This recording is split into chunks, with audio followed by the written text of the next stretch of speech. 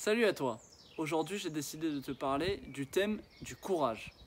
Alors, le courage, il nécessite la peur et le dépassement de la peur par l'action. Lorsque le danger est confronté sans peur, on va plutôt parler d'assurance, voire de folie si on n'a pas conscience de l'ampleur des dangers.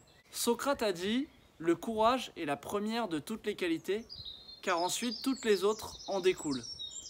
Et c'est vrai, car le courage, c'est ce qui nous permet de grandir en affrontant nos peurs. On parle souvent dans les livres de développement personnel de la zone de confort. En réalité, il en existe 4 des zones, et je vais te les donner.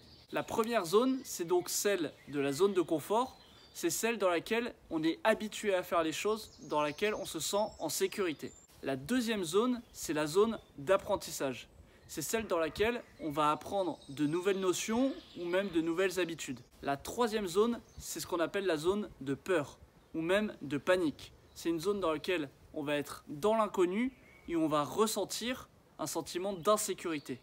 C'est en traversant cette zone de peur qu'on va arriver à la quatrième zone que j'appellerai la zone de magie. C'est celle où on ressent un grand sentiment d'épanouissement. Par exemple, je me souviens de ces quelques secondes de panique totale dans ma tête avant de faire du saut à l'élastique. Et ensuite, de cette sensation de bien-être et de bonheur total une fois le saut accompli. Dans la vie, c'est comme au saut à l'élastique. Le plus dur en réalité, c'est de sauter.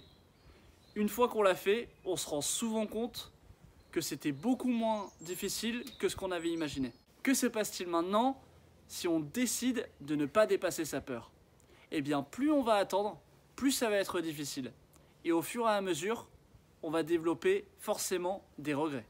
Or, on sait que la plupart des gens sur leur lit de mort ne regrettent pas ce qu'ils ont fait, mais plutôt ce qu'ils n'ont pas eu le courage de faire. Mon conseil pour toi, c'est de te poser la question « Et si je devais mourir dans 1 an ? Quelles sont toutes les choses que j'aimerais faire ?» À partir de là, fais une liste de toutes les choses qui te restent à faire avant la fin de cette année. Personnellement, je pense qu'il vaut toujours mieux avoir des remords plutôt que des regrets. Maintenant, c'est à toi de faire ton choix. C'est tout pour moi et je te dis à bientôt.